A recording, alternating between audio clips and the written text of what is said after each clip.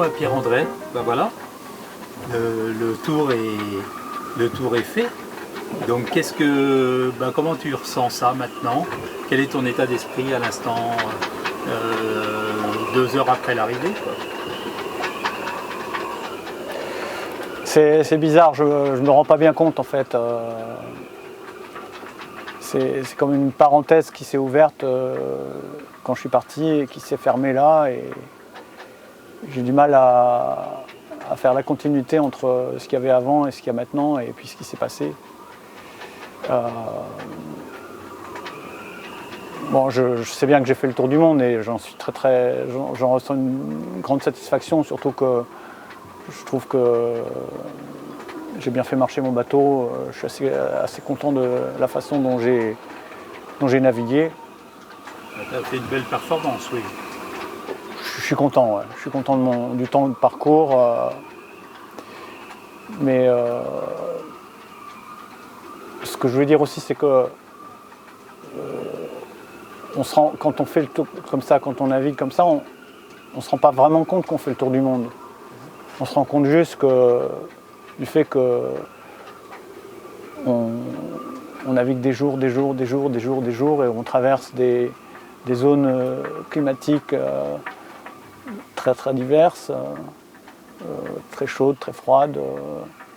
Et donc on se rend compte d'épisodes dans un parcours, mais il faut en fait, en tout cas pour moi, il faut aller mettre ça sur une carte, tracer ça sur une carte pour se dire tiens, j'ai fait tout ça.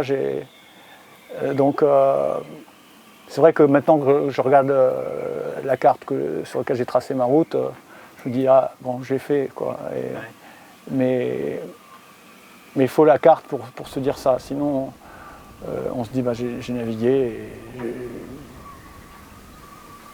Pour l'instant, j'ai pas de vision d'ensemble. Pour la digérer, quoi. Pour la digérer dans un sens, oui. D'accord. Et donc techniquement, comment déjà, qu'est-ce que tu as eu comme problème, comme vrai problème technique, problème de voile, ou est-ce que tu es content déjà de ce que tu as emmené et des choix que tu avais fait au départ? Alors dans l'ensemble, je suis content des choix que j'ai fait au départ. En ce qui concerne les voiles, les voiles étaient vraiment de très très bonne qualité et la grand voile a quand même pas mal souffert, mais elles sont encore en bon état, je trouve, pour le parcours qu'elles ont fait. J'ai déchiré aucune voile sauf un spi par un accident bête. Déchiré aucune voile, j'ai rien cassé. Alors ça, je suis content aussi de faire le tour du monde sans déchirer une voile, sans casser quoi que ce soit. J'ai eu quelques petits soucis à la fin du parcours avec le régulateur d'allure. Il fonctionne avec une pale qui est dans l'eau et cette pale, elle a un système dans lequel elle décroche au cas où elle rencontre un obstacle. Et ce système, je pense, s'est un petit peu détérioré et ça fait que ma pale décrochait très très souvent. Ce qui a été un peu des conditions de galérien depuis un mois, quoi. Oui. Mais mis à part ça, c'est un appareil extraordinaire sans lequel on ne peut pas faire le tour du monde, en tout cas sans lequel on ne peut pas le faire comme j'ai pu le faire. Donc je suis très très content du régulateur. Et ensuite, j'avais une éolienne qui a très très bien fonctionné, un panneau solaire qui a très bien fonctionné jusqu'au chavirage de l'océan Indien. À mon avis, il y a de l'eau qui s'est mise, qui a créé un faux contact qui a fait que le panneau ne fonctionne plus, mais c'est pas une panne. Si j'étais plus doué en montage électrique, je pense que j'aurais pu le résoudre, mais comme je ne suis pas doué, je ne l'ai pas fait. D'accord. Et donc au niveau bateau, donc au niveau bateau, le bateau. Bon, il a un souci d'étanchéité au niveau de la liaison pont-coque qui n'est pas un danger pour la sécurité du bateau, mais qui crée un grand inconfort. Donc ça, j'en ai souffert notamment à la fin du voyage, depuis un mois aussi, à peu près. D'ailleurs, tu n'as qu'à voir dans quel état tout le bateau est très très humide. Mais mis à part ça, c'est un bateau absolument extraordinaire. Le Contessa 32 est un bateau absolument extraordinaire. Il est très réputé pour être un bon bateau de près, ce qui est tout à fait vrai. Mais c'est aussi un excellent bateau de portant, très très stable de route, absolument pas piégeur. Il part jamais à la bâtée, il fait aucun coup fourré. Et c'est un bateau dans lequel j'avais toute confiance et j'ai encore plus confiance. Oui. Je me suis jamais senti en insécurité sur ce bateau. Et c'est très très important parce que en gros temps, vraiment en gros temps, si on commence à craindre, là je savais que je pouvais m'appuyer sur le bateau, quoi. Et ça c'est quand même bien. Et puis c'est pareil, le gréement n'a pas du tout bougé. Oui. Non, pourtant, bon, dans toute la dernière partie du parcours, depuis le Cap Horn jusqu'à l'arrivée, comme le gréement avait déjà 20 000 milles dans les pattes, on commence à se dire, bon, c'est possible qu'un axe de haubans casse, des trucs tout bêtes, quoi. Et à ce moment-là, le mât tombe, quoi. Donc ça m'angoissait un petit peu parce que ça aurait été trop bête, quoi. Bon, finalement, tout a bien tenu, donc ça va, quoi. D'accord. Et au niveau de l'avitaillement, c'est pareil, tu es content de ce que tu avais emmené? Je suis content de ce que j'avais emmené. J'avais pas tout à fait assez de nourriture pour les plats. En gros, la nourriture, c'est 3 plats par jour, plus 3 encas plus ou moins costauds. Et c'est au niveau des encas que j'étais un petit peu en manque. D'accord. Ce qui me permettait d'avoir toujours faim, plus ou moins, et donc d'apprécier toujours ce que je mangeais malgré une certaine monotonie. Bien sûr. Donc ça avait un effet positif dans un certain sens. Ouais. Mais j'ai pas été non plus, j'ai pas souffert de cette monotonie. Pour la bouffe, c'était toujours un bon moment, la bouffe. D'accord. Ouais. D'accord. Et pour l'eau, donc tu avais emmené. Alors pour l'eau, j'avais emmené beaucoup d'eau. Pour l'eau, j'avais 90 litres en jerrycan, au cas où, plus un désalisateur manuel que j'ai utilisé tous les jours pour faire en gros mes 3 litres d'eau par jour. Donc ça faisait à peu près 1 heure, 1 heure et demie de pompe par jour, ce qui est un petit peu fastidieux. J'en profitais pour regarder la mer et profiter des moments tout en pompant, quoi, mais on profite quand même des moments. Donc ça, c'est pas hyper agréable, mais ça se fait, quoi. Ouais. Je pense que c'est plus par gros temps et ça doit être pénible, quoi. Voilà, par gros temps ça peut être pénible, et puis dans les hautes latitudes il fait quand même froid, hein, et donc au bout de l'heure et demie de pompe j'étais vraiment frigorifié, quoi. Donc mais bon, ça se fait, quoi. D'accord. Et donc tu abordes le froid. Le froid, tu as souffert du froid, tu n'as pas de chauffage bien entendu. Non, j'ai pas de chauffage, donc c'est pour ça c'est important de bien manger chaud. Oui. Ça serait important. D'avoir un bon duvet qui reste sec. Alors j'avais un très bon duvet, plus je mettais une sorte de double duvet à l'intérieur. Oui.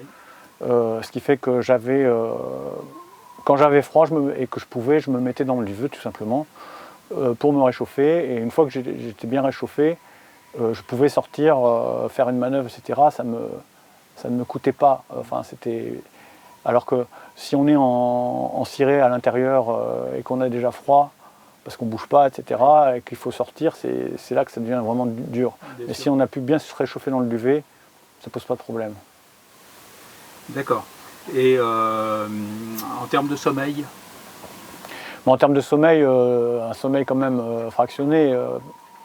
Alors, au départ et à l'arrivée, quand je traverse la Manche, c'est par fraction d'un quart d'heure en gros, maximum. Donc ça, au bout de 2-3 jours, c'est quand même fatigant. Mais après, une fois qu'on est au large, on dort par tranche de 2 heures. Enfin, je dors par tranche de 1 heure et demie, 2 heures. Et ça pose pas de problème. D'accord. Mais par contre, je dors pas forcément la nuit. Je dors. Dès que les deux conditions sont adéquates pour dormir. C'est ça. Okay.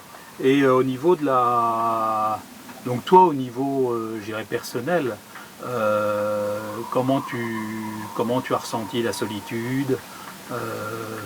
Bon, tu communiquais très peu, vraiment très très peu. Donc comment t'as ressenti ça? Bah, je communiquais très peu. Bon, à chaque fois que je pouvais communiquer avec ma femme, c'était vraiment un moment de réconfort, mais en même temps un moment dans lequel en boomerang, on ressent sa solitude encore plus. J'ai l'habitude de naviguer seul depuis plusieurs dizaines d'années. Et donc, je ne découvrais pas la solitude. Bien sûr. Mais il y a la longueur quand même. voilà, c'est ce que j'allais dire. J'ai quand même souffert de la solitude. Disons, à partir du Cap Horn, j'ai commencé à souffrir de la solitude. Il y a la solitude, il y a les effets induits de la solitude.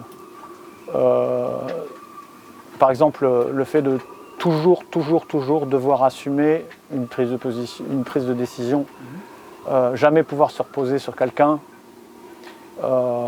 J'ai beaucoup pensé à la navigation en double, en me disant, bon, quand on navigue en double, bon, y en a un qui dort, il y en a un qui est de quart, et on peut vraiment dormir, parce qu'il y a le copain qui est de quart, qui assume les choses, et puis s'il a besoin de quelque chose, il nous réveille, et donc on peut vraiment se reposer, on peut partager les galères, on peut partager les beaux moments, on peut discuter des choix, alors que quand on navigue tout seul, on doit tout assumer tout seul, quoi. Les choix et puis les exécutions. Hein, si on dit bon voilà, il faut aller prendre un riz, il faut y aller prendre le riz ensuite. Donc ça peut être lourd de devoir porter toujours cette prise de décision. Surtout que bien sûr on ne sait jamais si c'est la bonne décision. Et ça c'est vraiment un truc. Je pense que c'est aussi un effet induit de la solitude. Quand on est dans une vie sociale, on a énormément d'informations qui, en quelque sorte, balisent notre champ d'action. Et quand on est vraiment seul, on a très peu d'informations et on est donc confronté toujours à une incertitude. Et j'ai souvent ressenti la difficulté de devoir faire des choix dans l'incertitude. Par exemple, concernant la météo, concernant l'évolution du temps, des choses comme ça. Et ça va avec la solitude aussi. De manière encore plus personnelle, au niveau de la peur, comment tu as ressenti justement. Est-ce que tu as des moments où tu as craqué, tu as eu peur? Alors, au niveau de la peur, en général, quand on est dans l'action, on n'a pas peur. Mais quand on est, par exemple, par mauvais temps, par gros mauvais temps, on est dans la cabine, on est un peu protégé de tout ce qui se passe autour. On est un peu à l'abri et si on doit sortir faire une manœuvre, ça peut faire peur. On peut avoir peur de s'en prendre plein la tête, de ne pas y arriver. Donc ça m'est arrivé d'avoir ce genre de peur, parfois d'être un peu paralysé à l'idée de devoir sortir. Et puis je gérais ça en me disant à moi-même, bon, Pierrot, là t'as peur, avoue que t'as peur. Et je me disais, bah ouais, j'avoue que j'ai peur. Et maintenant je vais y aller, quoi. Et ça m'apaisait en fait de me dire que j'avais peur. Si je me disais pas que j'avais peur, si on se dit pas qu'on a peur, en quelque sorte on est pris par la peur, on ne la dépasse pas. Et si on se dit bon j'ai peur, on la maîtrise déjà. Ça me fait penser comme ça à une phrase de Francis Chichester que j'aime beaucoup. J'aime beaucoup le bonhomme et j'aime beaucoup la phrase. Et il disait je déteste avoir peur, mais je déteste encore plus céder à la peur. Et je trouve que c'est une belle phrase. Après, ce qui peut faire peur aussi, c'est de ne pas savoir jusqu'où ça peut aller, quoi. Le renforcement du vent et de la mer en même qui va avec. Il y a des moments où on se dit bon. Mais en même temps, il y avait toujours ce fond de confiance dans le bateau et peut-être aussi dans ma capacité à m'en sortir qui faisait que j'y arrivais, quoi. J'ai pas l'impression d'avoir... quand on navigue seul, on est vraiment face à soi-même. Alors bon, comme j'ai l'habitude déjà de naviguer seul, je me connais un petit peu... je me connaissais déjà un petit peu avant de partir. Disons que ça a confirmé des choses que je savais sur moi. J'ai pas l'impression de m'être amélioré, si tu veux. Je reviens avec les mêmes fragilités et les mêmes forces. Et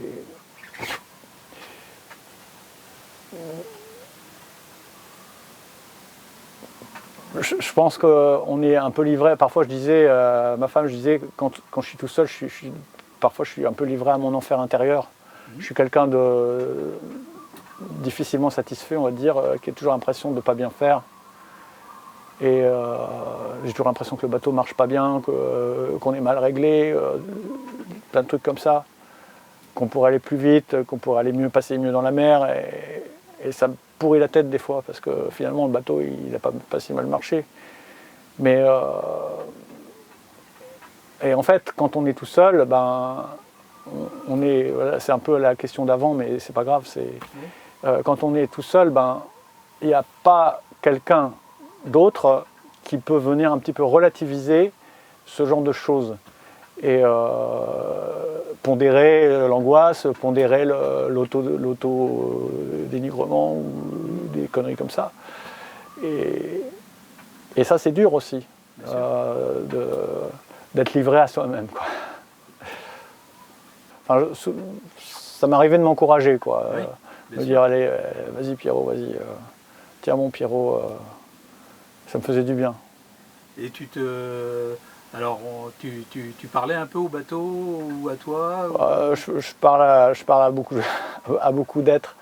Je parle au vent, je parle au bateau, je parle à la mer, je parle aux vagues, je parle à mon régulateur d'allure. Donc le régulateur d'allure, je commente sa façon de barrer, donc soit je le complimente, soit je l'engueule. Le bateau en général, je le félicite et puis je lui dis que je l'aime parce que d'abord je l'aime et ensuite parce qu'il se comporte tellement bien que c'est un plaisir.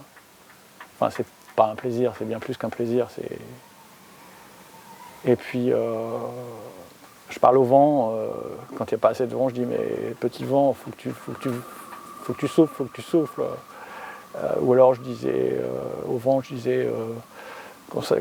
quand les rafales montent, je disais easing. Donc je suis pas du tout dans un état rationnel en fait. Et je perçois l'environnement comme chargé d'intentions, bonnes ou mauvaises. C'est pas du tout une approche neutre de la réalité. Oui, bien sûr. Ce que j'ai trouvé et ce que je cherchais aussi, c'était d'abord la beauté de la nature, la beauté de l'océan, la beauté des ciels, la beauté des oiseaux. Tout est beau. Et ça, c'est ça qui fait qu'on y va en fait, qu'on va souffrir pour aller si loin, c'est parce qu'on va à la rencontre d'une beauté totale, quoi, et puissante, qui vous marque pas juste dans le regard, qui vous marque dans le corps, quoi, dans l'être. C'est ça que j'ai trouvé, quoi. Sinon, la nature, justement, mis à part cette beauté qui est une sorte de, pour moi, mystère, parce que pourquoi la nature est-elle belle ? Grande question. C'est le prof de philo qui revient. C'est le prof de philo qui revient, voilà. C'est d'être partie prenante à la beauté qui est une expérience extraordinaire. Voilà, c'est ça. Oui. Oui. Ça c'est fabuleux, ouais. Au niveau de la météo, du temps que tu as eu beaucoup de mauvais temps, tu as eu... Alors il y a des grands systèmes météo à travers les océans que j'ai un peu étudiés pour préparer ma route. Et j'ai utilisé les pilot charts justement pour préparer ma route et pour ensuite l'accomplir. Donc les grands systèmes, bon, les alizés, le poteau noir, les variables et tout ça, c'est des choses qui ne m'ont pas surpris. Ce qui m'a surpris, c'est un petit peu déçu même aussi, c'est le côté extrêmement instable du temps que j'ai eu dans les hautes latitudes. Les conditions n'étaient pas du tout régulières. Il y avait des alternances de vent fort et d'absence de vent très rapides, très imprévisibles, en tout cas pour moi. Alors que je m'attendais à avoir des vents d'ouest soutenus sur des mers formées pendant des semaines et des semaines. Donc je l'ai eu dans la moitié de l'océan Indien, quand je suis descendu au 45e sud. Là j'ai eu les conditions auxquelles je m'attendais. Mais sinon, vraiment des conditions parfois même très étranges, quoi. Jamais j'aurais pensé que par 50 sud, je sortais mes voiles de petit temps, quoi. Jamais j'aurais pensé, Ah oui. quoi. Et ça s'est fait pendant 3 semaines. D'accord. Alors au début, j'avais l'impression de faire un pied de nez à l'océan et que j'allais prendre une raclée mémorable parce que je sortais mes voiles de petit temps. Donc ça, encore la pensée magique. Mais après, bon, bah, c'est tout, je les ai utilisés. Et ça m'étonne, quoi. Ça m'a étonné. Oui, oui. Et maintenant, tes projets? Je voudrais passer quelques moments avec mes proches, puisque quand même, c'est pas rien de laisser... Enfin, pour eux, c'est pas rien de vivre avec une certaine dose d'angoisse quand même, parce qu'il y a une prise de risque. Hein, donc, pour ma femme, par exemple, bon, elle m'a encouragé à partir, mais je pense que ça a été dur pour elle. Enfin, on va en reparler ensemble, mais je pense que ça a été dur pour elle, et donc je voudrais quand même passer quelques moments. On se retrouve, hein, déjà pour mes enfants, ma femme, etc. C'est important. Je voudrais m'occuper de mon bateau parce qu'il a besoin qu'on s'occupe de lui quand même. Là, il m'a beaucoup donné, il faut que je m'occupe de lui. Ça me fera plaisir aussi de refaire de la musique, de refaire de la philo. Quelque part, ce rêve de tour du monde, ça pesait un peu sur ma vie, au sens où je me disais, je ne l'ai pas fait, et donc tant que je ne l'aurais pas fait, j'aurais raté quelque chose d'important. Maintenant que je l'ai fait, dans une certaine mesure, ça me libère aussi pour d'autres choses. Alors, je ne sais pas lesquelles, mais... Et en voile, après avoir fait ça, tu peux encore naviguer de façon classique. Mais franchement, j'ai navigué de façon classique. Enfin, sauf que...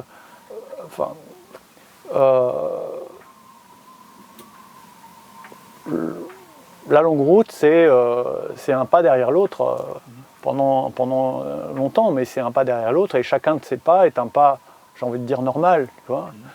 J'ai manœuvré comme je manœuvre comme d'habitude. Donc, j'ai pas l'impression d'avoir navigué de façon non... Enfin, tu vois, quelqu'un me disait, tu as fait un exploit, etc. J'ai pas l'impression, et c'est pas du tout de la fausse modestie, j'ai pas l'impression d'avoir fait un exploit. J'ai l'impression d'avoir fait un truc formidable, pour moi en tout cas, etc. Je suis content, j'ai quand même bien navigué, j'aurais pu mieux naviguer, mais j'ai quand même bien navigué. Mais, je sais pas comment dire, j'ai pas l'impression que c'est hors norme ce que j'ai fait, tu vois. J'ai l'impression que j'ai juste été jusqu'au bout de quelque chose qui me tenait profondément à cœur. Alors, je vais continuer à naviguer comme j'ai toujours navigué et comme j'ai navigué pendant la longue route, c'est-à-dire que Alors, ça me fera plaisir de refaire un peu de navigation côtière, de retourner en Écosse, de retourner en Irlande. J'aimerais peut-être aussi naviguer un petit peu moins seul, Oui. mais parce que je pense que toutes les navigations solitaires que j'ai faites depuis plusieurs dizaines d'années, c'était des navigations solitaires aussi, c'était une façon de me projeter dans le tour du monde. Et que maintenant que je l'ai fait, mais bon, d'ailleurs, enfin, ça me semble un peu présomptueux de dire j'ai fait le tour du monde. J'ai envie de dire j'ai fait un tour du monde. C'est pas tout à fait pareil. Hein. Donc maintenant j'ai fait un tour du monde, j'en ferai peut-être un autre, Voilà. mais ça sera pas le même. Et au niveau, donc tu as quand même mis le mât dans l'eau 2 fois. Juste au-dessus de l'eau. Oui. Hein, Oui. 90 degrés, le mât il n'est pas dans l'eau. D'accord. Mais qui fait il n'est pas loin. Il n'est pas loin, oui. Et étant dans le cockpit ou... Alors oui, les deux fois j'étais dans le cockpit. Oui. Et ça fait quoi de... Ça va très vite. Se retrouver à moitié dans l'eau quand même. J'étais même sous l'eau parce que c'est une vague traversière, donc tu es sous l'eau un peu comme sous une cascade, quoi. Ça va très très vite, hein, donc c'est après que tu te dis bon. Mais sur le moment, tu te dis je suis dans l'eau, quoi. Et puis, par contre, j'étais content d'avoir mon harnais, quoi. Mais de toute façon, dans notre altitude, il y a un moment, en tout cas pour moi, il n'est pas question de sortir sans harnais, quoi. C'est pas... Bon, j'avais pas. Le seul contact vocal que j'avais, c'était avec ma femme principalement, un petit peu avec mes parents aussi. Et elle me tenait au courant du fait que beaucoup de gens me suivaient sur Facebook, que ça faisait rêver plein de gens, que beaucoup de gens m'encourageaient, me félicitaient. Et ce que je veux dire, c'est que c'est très très important dans ce genre d'aventure de sentir ça, quoi. Parce que ça vous redonne le moral, ça vous gonfle d'énergie. Et c'est là que j'ai vraiment ressenti combien les conditions psychiques sont maîtresses. Bien sûr. Et par exemple, parfois j'étais complètement assez déprimé et puis épuisé physiquement. Et ma femme me disait ouais, il y a un tel qui a mis ça sur Facebook et ça me... Et après, physiquement, j'étais en forme, quoi. D'accord. Mais vraiment, ça m'a beaucoup porté, quoi. Ça m'a beaucoup porté. Donc, c'est de la solitude, mais partagée avec plein de gens, et c'est très très important. Donc, je te remercie bien, et puis chapeau bas. Merci. C'est quand même un super exploit, et tu as fait